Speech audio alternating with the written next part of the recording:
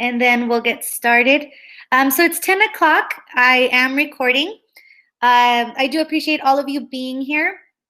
My name is Veronica Macias. If I haven't presented to you all before, I am an ELAR coach at East Point Elementary, and I've been teaching for 17 years. Being an ELAR coach has taught me so much. I've been an ELAR coach for the last 7 years. And so this has been just a great journey. This is our second year in blended.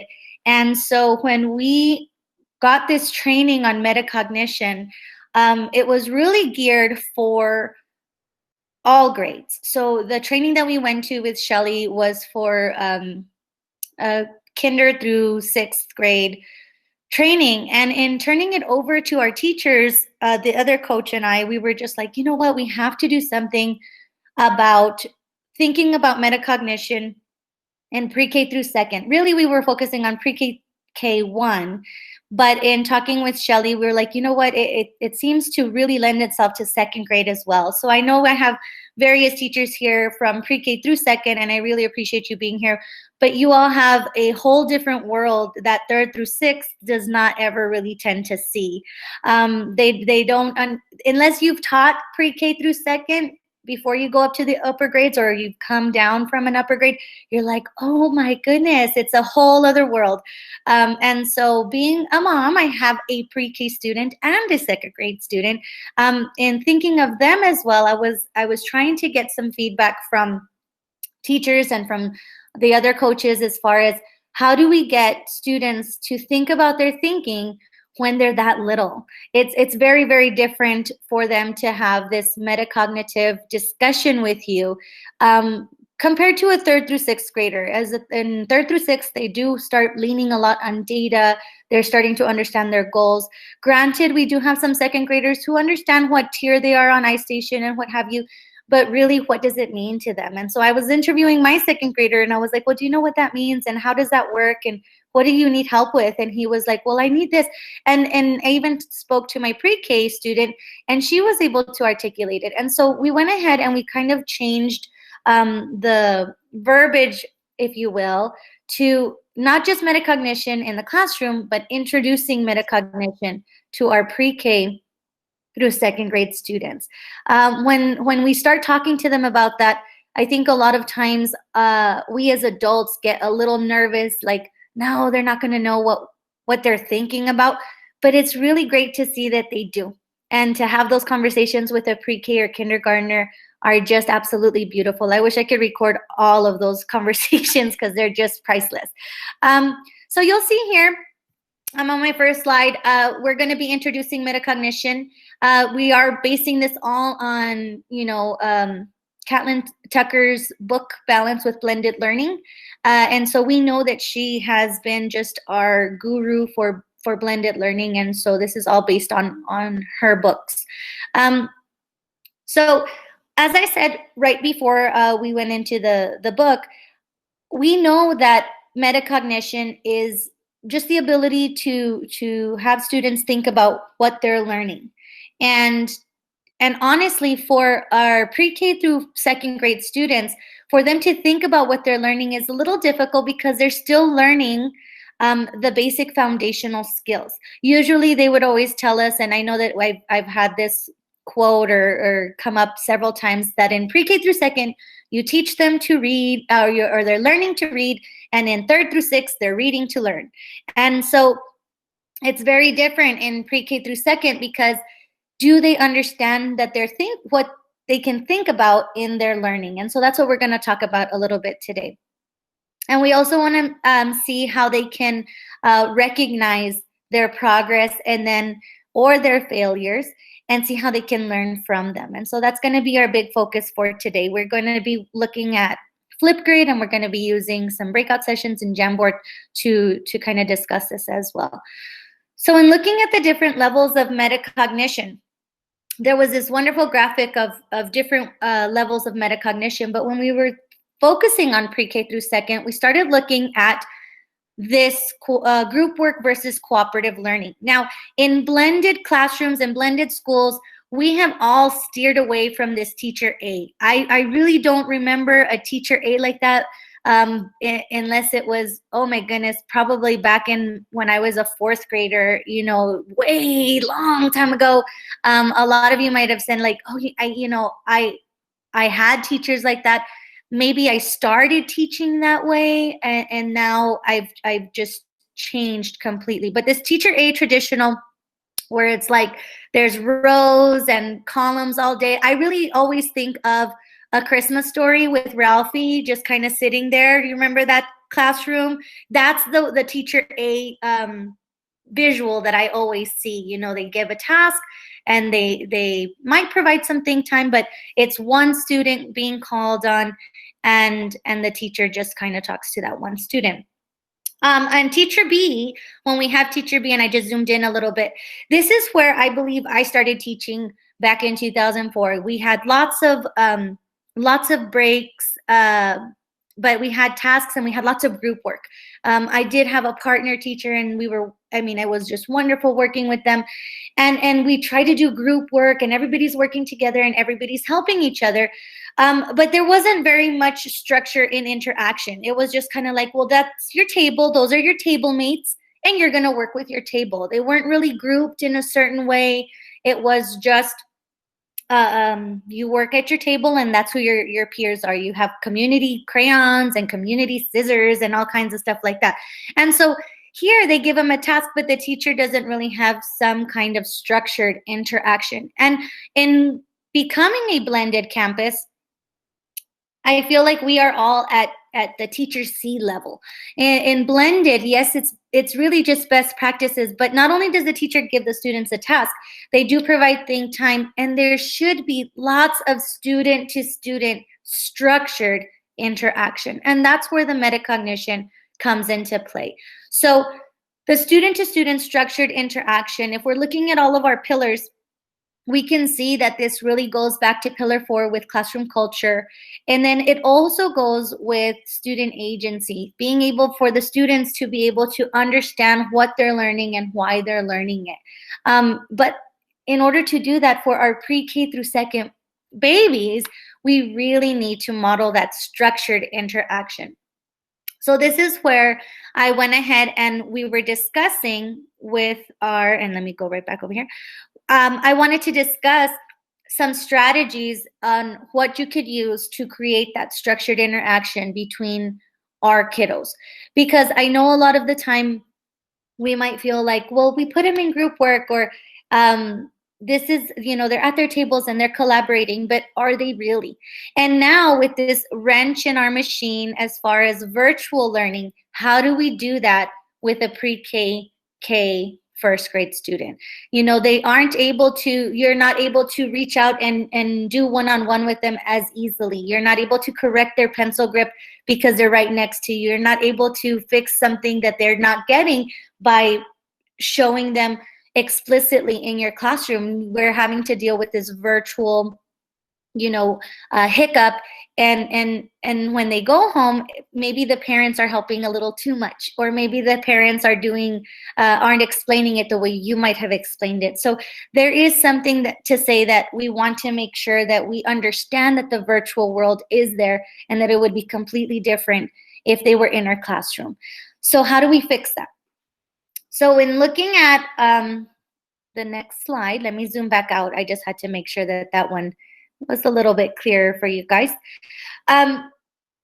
We came up, and Shelly got them, I believe, from our book, but there's 5 different strategies. And for pre-K through second, we really wanted to focus on only 2 strategies that you can take back to the classroom on Monday and really try to get the kiddos to start thinking about their learning.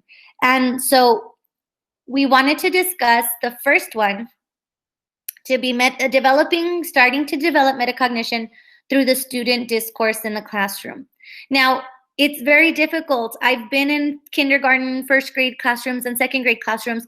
You all have your 23 kiddos, and for them to all unmute their mic and start talking, and oh my gosh, Miss Macias, look at what my mom got me, and let me show you my puppy, and they just want to talk to you because they love you. And it's funny because we have those conversations in a regular, quote unquote regular classroom. I've been in classrooms and you're reading a story and they raise up their hand and you think, yes, they got it. And they tell you, my uncle went to Disneyland, and you're like, that has nothing to do with it. Thank you, sweetheart. And we have to keep going, right? And it's like, oh my gosh. So are they really thinking about what we're learning, or are they thinking about something else, especially during this time of year? And so I'm not asking you all to unmute everybody, because I have heard those classrooms too. And you're like, wow, that is a loud classroom, right? With all the kindergartners or first graders just unmuting themselves. So what can we do? So one strategy that we decided to really focus on was using Flipgrid. Now, I know a lot of you feel very comfortable with Seesaw. So if you feel like in Seesaw, you can apply that, because I know that you can record answers on Seesaw as well. Please know that just modify it to using Seesaw instead of Flipgrid. But at our campus, we are very, very comfortable using Flipgrid, even for our pre-K students. And so in Flipgrid, having these video student discourse reflections, it will give you lots of insight to what the students can and can't do. Now, the thing with this is that it's going to be a virtual discussion between you and the student, because you're going to reply to one another, or the students to each other.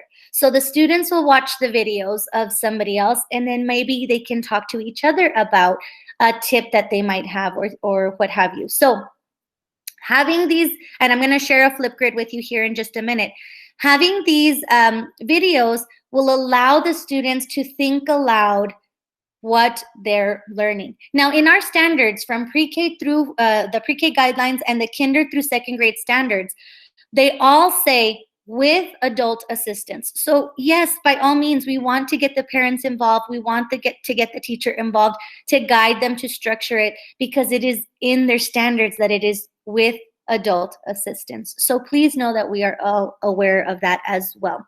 So we want to start asking a question with a task that they're you're giving to the students. So I'm going to go ahead and let you guys, and we're going to go into breakouts in a little bit, but I want to share the Flipgrid with you.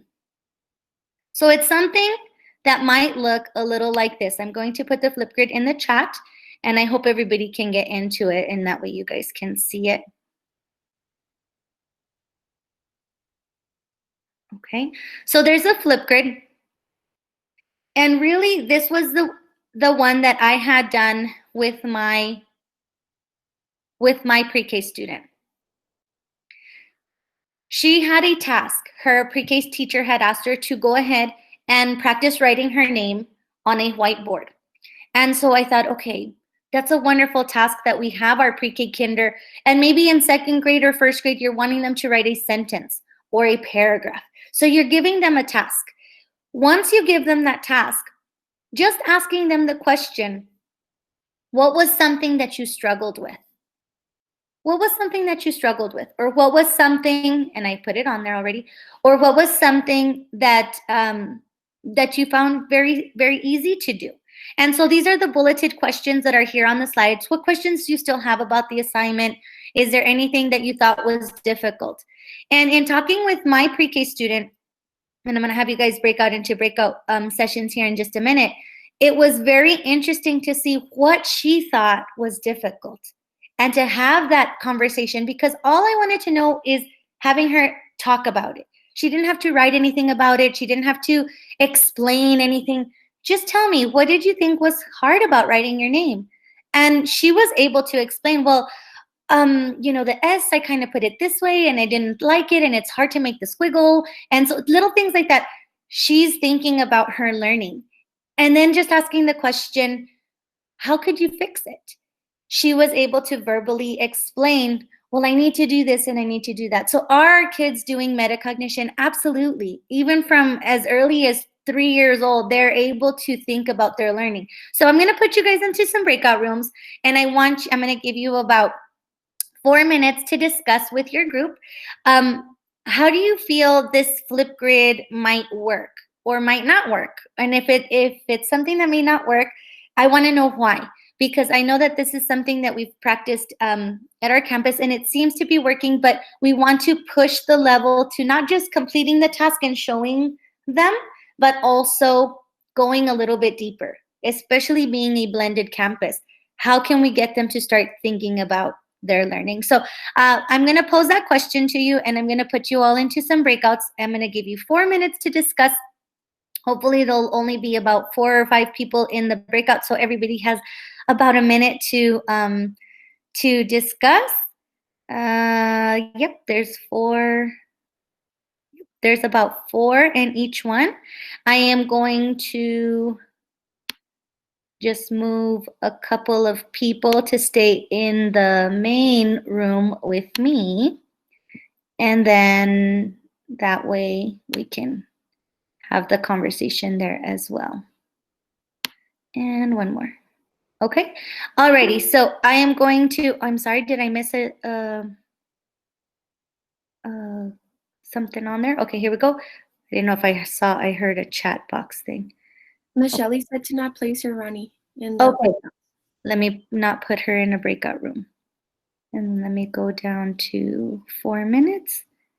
Let me find you, Shelly, just so that way you're not in one of the breakout rooms. And that's okay. I can always unjoin. Yeah, just come back to the main one if you can. Okay, so I'm opening the rooms, and you guys have 4 minutes. And just how do you think that this might work with your students?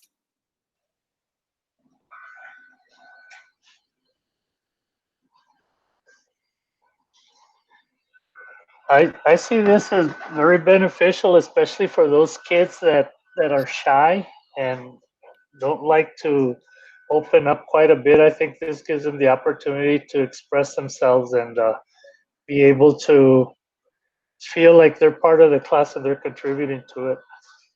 Excellent, Mr. Price. And yes, I think that those shy kiddos or those kids that don't really tend to raise their hand. I know my daughter was one that was getting frustrated that she kept raising her hand and they wouldn't call on her every time. And not that she's going to get called on every time. I told her this is something you have to learn as a pre-K student, that you're not going to get called on every time. But we also want to make sure that they have the opportunity to share, and sometimes they want to share and then they never get called, so they stop participating. So absolutely, I think that's one of the best ways to do it. I know, Miss Carter, your internet was kind of glitchy. Was there anything else? No, anybody else?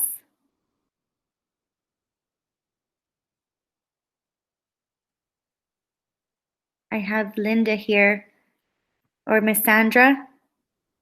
I know that our campus was talking about preparing them to take a TELPAS test. Mm-hmm. You know how they have to record themselves. And I know that I teach kindergarten, and in the beginning they're very shy. They cry that they don't want to try it, and like little by little. So it's just like exposing them to something that they'll be doing in the future.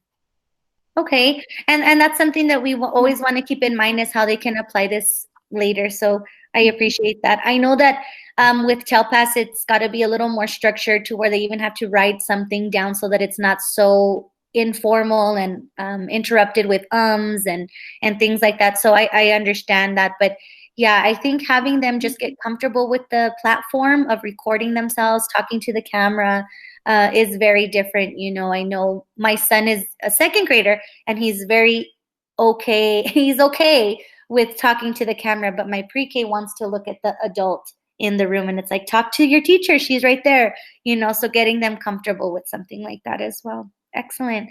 And then, sorry to interrupt. Our group is not able to view anything on the Flipgrid. Oh no.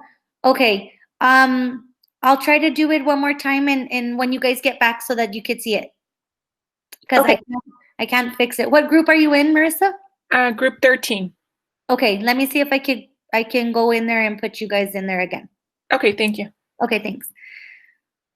Alrighty, guys. So I know that everybody else is going to be wrapping up in about 2 minutes, but Linda, did you want to say something? You know what? Yes, I was in another session, but it kept, somehow I kept being bumped out.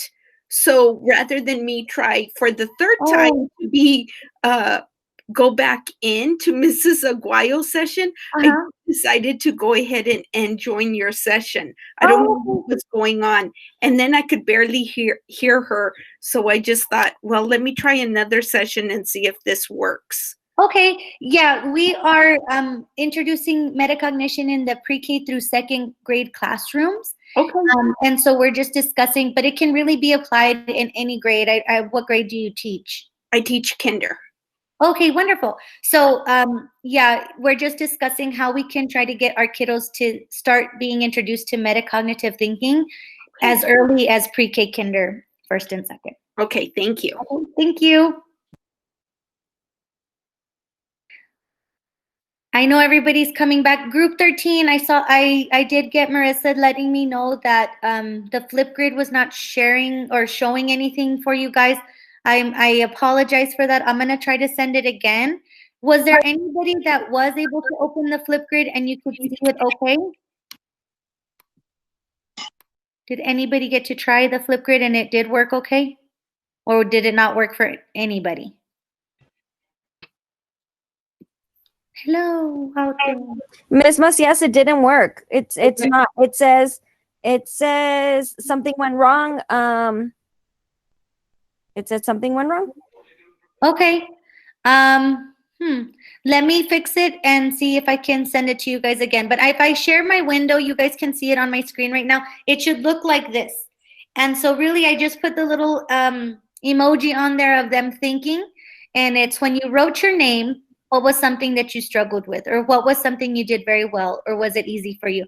So I put the wrote your name underlined because I wanted to be more like a fill in the blank.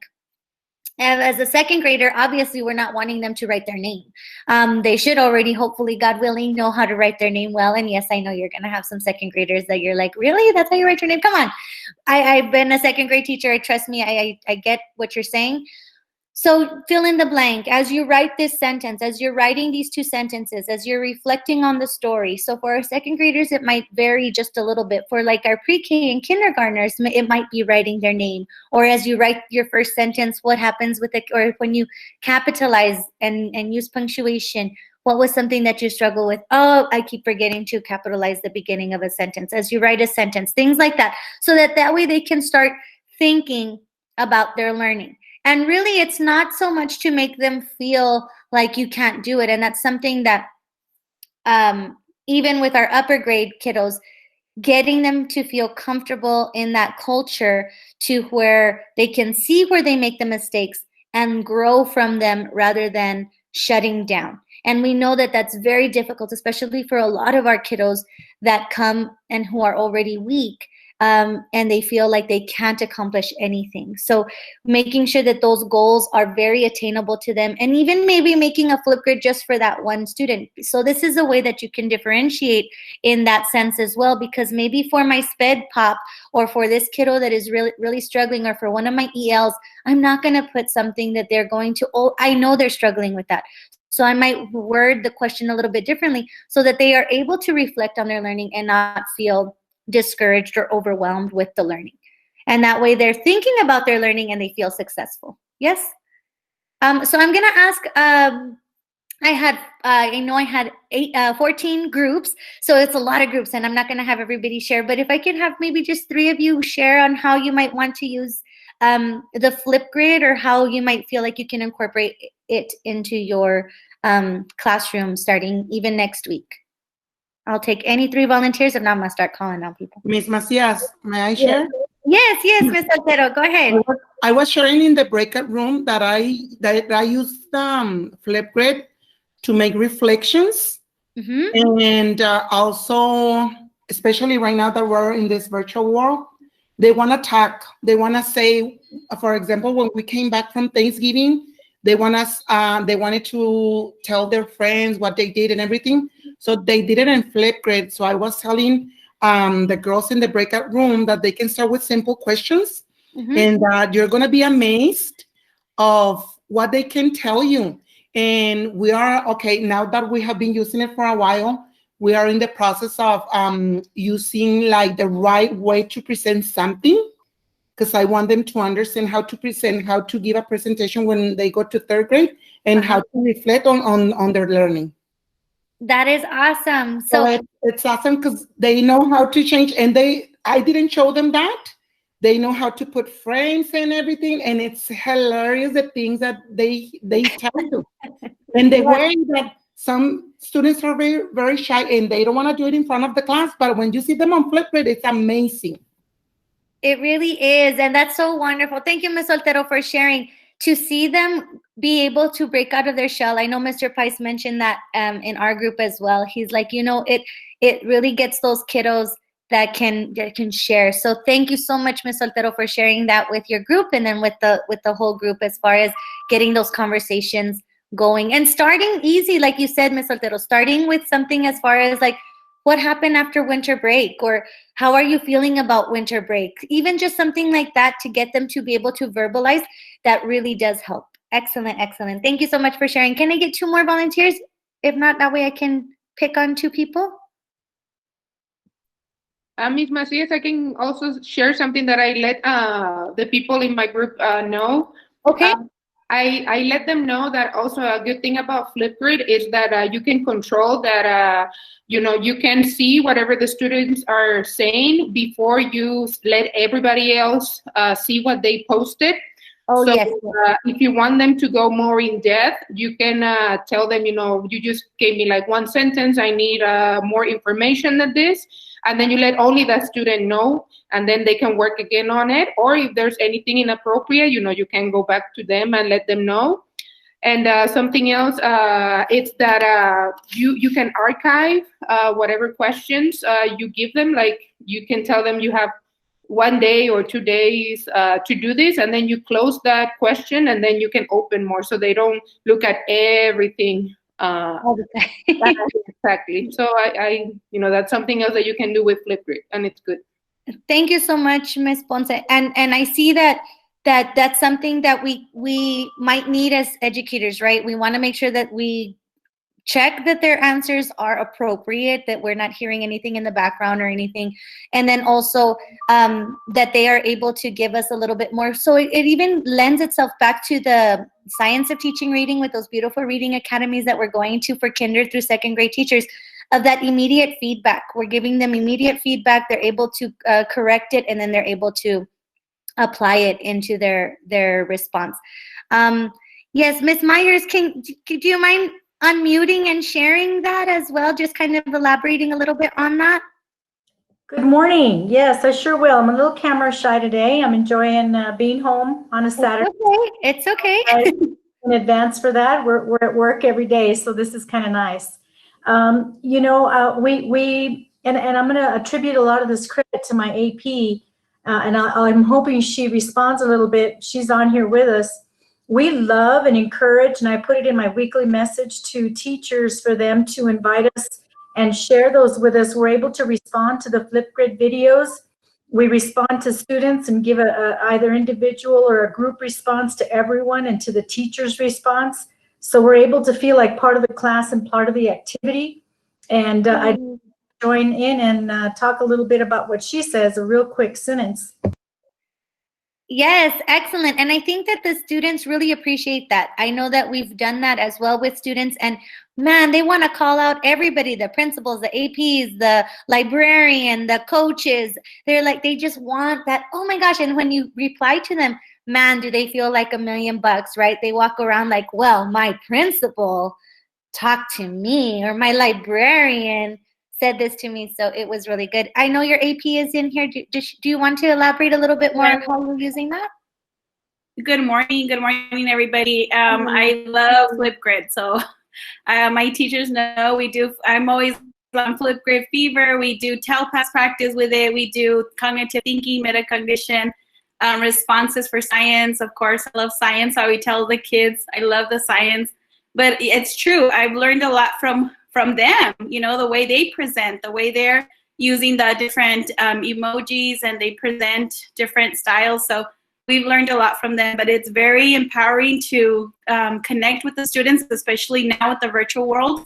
We'll have anybody respond. You know, our leadership team In the past school, our custodial staff, our office staff, everybody responded to our kids. So it got everybody connected, and the kids love it. The kids love it. So it's great and very empowering. Thank you. Awesome. Thank you so much for sharing and how it's made such an impact in your school with not just the educators, but with the whole faculty and staff. So that's awesome. And so really, this was our first strategy to use, everyone, as far as getting them to just push it a little bit by adding that extra question. I know we use Flipgrid to showcase. Show me your picture. Show me this. Show me how you did that. Explain it. And they do well. But adding that structured question, just one structured question, then what was something that you struggled with? Or what was something that you still don't understand about the assignment? Getting them that one question, sometimes in a whole group, you won't get that. You'll get the same student that'll raise their hand and be like, well, this is, and so now they're all able to tell you, this is what I struggled. And as a teacher, you're getting that feedback and you're like, okay, I know how to group my kids, or I know how to address this in the next lesson, or what have you. And that's really taking ownership for the students to really understand their learning. So that was the first strategy. I hope that you all feel good in taking that back to your campus. If you've already used it, maybe how can you bump it up a little bit? Or if you haven't used it, how you can start with something as simple as talk about your weekend, so that way you can build up to it. So that was the first strategy. The second strategy we really focused on was exit tickets. And I know you're saying, oh my gosh, you're telling me exit tickets, but isn't that for like 3rd through 6th grade? Like they use exit tickets and they put Post-its and stuff like that on there. It's really awesome to see exit tickets being used by a pre-K and kinder student, for them to get a Post-it or a paper or something that they're just going to write. And then, yes, we do lots of hand signals and they do thumbs up and thumbs down and happy face and sad face or green and red, but also to even give them the opportunity to have the exit ticket based on what they learned. Now, this is something, again, with adult assistants, or you could stick with Seesaw, or you could stick with Flipgrid, but this is something that for them might be a way for them to set a goal in something that they need to keep working on. And so we talked about having end of small group discussions as their exit ticket. Sometimes when we're going over the during class, we tend to go into our groove, especially with this virtual world. And then we're looking at the time and we're like, oh my gosh, okay, so that's the end of reading. Let's go ahead, let's keep going. And then you keep going and the kid is like, oh, okay, so we're done with reading. Okay, bye. And we're putting stuff away. I don't know how it's happened, but I know for me, guys, it has been crazy. I think in class, I was able to close my lesson a little bit smoother. We were able to come back to the carpet, finish it up. Now it seems like we're virtual and we run out of time quicker. I don't know how that seems to be happening, but it does. And I keep getting that feedback from lots of teachers. They're like, I forgot to close my reading lesson, or I forgot to get, were questions that they got, So that's something that, as we're doing our small group, or as we come back, making sure that they have that exit ticket, and it's going to be purposeful and allowing the students to discuss. Another thing that I know we're really focusing on at our campus is the student discourse, and having the students be the ones leading the conversation, and not so much the teacher. So in this, we wanted to go ahead and, yes, you can use Flipgrid. While you're in your breakout rooms, you can finish that off with a little student discourse where they're just doing the talking and having these questions on there. Again, they're just sentence stem questions that can help you out, that can be like, okay, well, what did you learn this week, or how did you learn it? But the really cool thing that I wanted to show you that my second grader is very comfortable with, and my pre-K is starting to learn how to drag and drop and things like that with her little trackpad and all sorts of stuff. I know it's going to take time, but even if we try to get the students to push it, now my pre-K student can log in on herself, log out of herself. She gets into Waterford, she gets into Imagine Math. Like we tend to set the barriers, I think, as teachers, like, well, I don't want to let them, maybe we need to do this again. But I strongly urge you to just let them have at it, because a lot of the times I think those pre-K and kinder ones will get it quicker than we think. I know I had that trouble where I have to keep, and my teachers that are in here know that I have to keep telling myself, let them go, Ronnie. They can do it, because I'm like, well, hang on. Well, let me see. And well, no, let them go. So I even have to remind myself. So what we're going to be doing is we're going to do a Jamboard. So our first graders and our second graders will probably be more comfortable in using the Jamboard, but even our kinder and pre-K, I want to start trying to see if we can start putting something like this. Can you use Seesaw instead if you're more comfortable with Seesaw?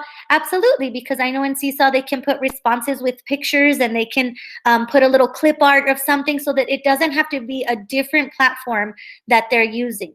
But in our Jamboard, and I'm going to put this on here, and I'm going to present that that window here in just a minute. Oh, excuse me. Let me get the Jamboard up. Sorry, guys. Here it goes. So it should be loading here in just a minute. And so if you're familiar with Jamboard, then this might be something that's very easy to use, and you're like, okay, I'm good, Ronnie, I know how to use it. And so adding these exit tickets, okay, before we leave the discussion, before you leave small groups today, this is what you're going to do. Oh, did it not send it, guys, or did it open it up, or no? Not yet, right? No. Okay, hold on. Let me do it one more time. Okay. Here it comes. Okay, now my computer is like freezing. So I apologize. Let me try it again. It's completely frozen in the middle of my screen. Okay. Should be working now. Here it comes. And okay. Alrighty, so it should be there now. And the cool thing about this is that this is already in your Google Meets. So let's say you're meeting in a small group for guided, or you're doing your small group lessons, and you have your 5 pre-K kinder students there. You can pull up a Jamboard, and they can open it up. It'll be the same little link that they have, that you guys got in the chat box, and it'll look like this. So I see that a lot of you are already on there. But one thing that I know that it'd be like, okay, so what did you learn about this week? Or what's something, even for our pre-K kinder students, if you see the toolbars on the left side, and I'm gonna go ahead and stop presenting the slides so that you can see the Jamboard, and I'm gonna present the Jamboard. Give me a second.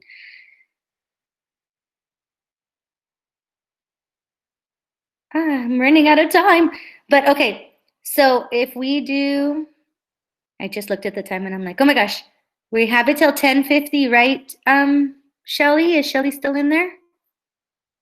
I think it's till 10:50, so I have 10 minutes, right? I have about 10 minutes left. Okay, so when you see the Jamboard here, this is something that you're probably like, okay, what do I do here, Ronnie? For our first and second grade students, can they write a Post-it? Can they type something up? Yes, and letting them just kind of, if you're asking them that question, what is something that, okay, thank you, Shelly. So it's saying too many people can't open. I thought we had fixed that. Okay, usually at 30, it's usually okay. Please try again later. Okay, I'm so sorry, Marisela, and I'll see if I can get that to you guys again in a little bit. But when you have your small groups, this is where they could go in there, and if you can see it at least on my screen, yes? Oh, sorry. Oh, thanks. Thank you, Shelly. I was like, really? I thought we fixed it. But yeah, there's only like 30 people on there. Okay, so when you have your small groups in there, then they can go in, you can pose a question, you can put a little sticky note and just tell them, okay, so what is something you learned? And be very specific with the question about chunking multi-syllabic words. So that might be for our first or second graders, that I might put something like this, and it'll be a little sticky note, and I can put this question up so that all they have to do is answer it. Can they put their little text box? Yes. Can they, if it's going to be something for your pre-K or kinder students, it's going to be something maybe a lot less. What have you learned about triangles? And then they can go into add image, and so they can do a Google image search. And again, this is with adult assistance, and that's okay. But if they have it, then they can say something like, this is a triangle. I know what a triangle is, and this is my pre-K student, and she might say, okay, this is a triangle. And then as they put their picture, they're still talking with you in their meet and saying, I know that a triangle has 3 sides, and I know that a triangle can be big or small or whatever. So you can have something like this for your pre-K students, for your kinder students with them, and then just have that discussion, and that's their exit ticket. Okay, before you leave, you have to tell me what's something that you learned about what have you. And then they go ahead and they put their response on there. And yes, it does take about 5 minutes. You're going to have to carve that time, but being intentional in having that, then we know that the student is thinking about it. Because sometimes if we have it in a menu, we feel like, oh yeah, they got it. Oh yeah, they got it. And then we bring them back whole group, and then you're like, oh no, you didn't get it. What happened? I must have lost you guys. Where did I lose you? So having these little Jamboards or having that little exit ticket and allowing them to go back into the tactile, multimodal ways of expressing to you, yes, I understand this, or in chunking words, I'm going to scoop the words, or they can draw a visual, something that will remind them, because then they take the ownership. And if they have some misconception, you can kind of clip it and be able to kind of fix that. Okay, so I know that the Jamboard is going to get messy, so I'm going to use the chat box. So in the chat box, just thinking of exit tickets, I'd like for you to set a goal. And this is going to be our last kind of 3 minutes before we step out. But in this before your exit ticket, with exit tickets, how do you feel you can use this in your classroom? And just in the chat box, you can go ahead and put it, since the Jamboard's going to jam up if there's too many people on there. So don't put it. I was going to have you put it on the Jamboard, but I know that everybody's not on there. So if you guys can just put it in the chat box. How can you possibly use Jamboard as an exit ticket for your small group learning? Ms. Macias, I have a question on Jamboard. Yes, ma'am. On Jamboard, can you, because I'm thinking, okay, my little ones, for them, and I know it's with adult assistants to type like triangles. Some of my little ones are like at a daycare, and there's not always someone sitting with them. Right. But they know how to use like that marker tool. Mm-hmm. So they can just draw it. Mm-hmm. Yeah. And I was even thinking, can I send out like an image on the Jamboard, and I want every person to find and work collaboratively to circle all of the triangles? Like, does it have that feature? Well, see, if you have this, you can always make your Jamboard and save it in your Google Drive and have it set up the way that you want to, with pictures or what have you. And then when you share the one that you want, it would be share one from Drive. You don't make a brand new one, and then they can edit on it. So yes, you can do that. Awesome. Thank you. Yes, ma'am. And I can help you with that later if you'd like as well.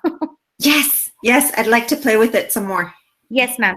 And so Jamboard, it is on your Google Meets, just so that everybody knows, if in case you're like, okay, where did she get that Jamboard? Like, where was it? When you see the 3 little dots at the bottom where you can change the settings and the layout and all of that wonderful stuff, the Jamboard is there. Now it'll give you 2 options. One can be to open a blank one, which is what I did right now. And then also making it and then saving it into your Drive, and then you open it from your Drive. Yes. So I see lots of wonderful responses. I hope some of you might be able to also get a little an idea of how you could use it. I do like the one where Miss Molly put encourage parents to explore technology many grandmas, they fear that they might get out of the meet or the small group. So sometimes it's a little scary, but just having them play with it, I think it's great. Vocabulary, having it introduced in small groups already next week, having them rate their understanding. So yes, it's really meant for their little exit ticket in small group. It would be a little harder to do whole group. Can you do it whole group? Yes, you can. But it does start to get a little bit messy. I think it holds up to 35 people, if I'm not mistaken. So after 35 people, that's when it'll say, there are too many people, there are too many people. So yeah, having older siblings help, ending the lesson and transition into their independent work time. I love that because I think that's what we're missing, where it's like, okay, let's close that session. Let me close that part of the lesson. And are they still using their metacognitive skills? Absolutely. They're going to be using, they're thinking about their learning, and that's what's going to help with that. So alrighty, I just wanted to, let me double check. I'm like, how much time do I have? Okay, I have 5 minutes. Okay, so I'm going to present the slideshow again, but I know a lot of you are already there. It's just my last couple of slides. So really, we wanted to make sure that everybody was using something that can be built into what they're currently doing. I know in the blended learning world, right now with this virtual world on top of it, it's like, oh my gosh, I still have to do menus. Oh my gosh, I still have to do all of this stuff. Oh my gosh, when do they want me to do that? Oh my gosh, like I totally understand that as a coach, as a teacher. We're all trying to do the best that we can. And then there's this virtual monster just kind of taking up most of our time.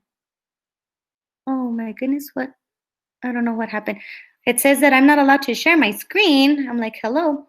So I just wanted to see, and I'm going to try sharing it one more time. I just wanted to leave you with this question.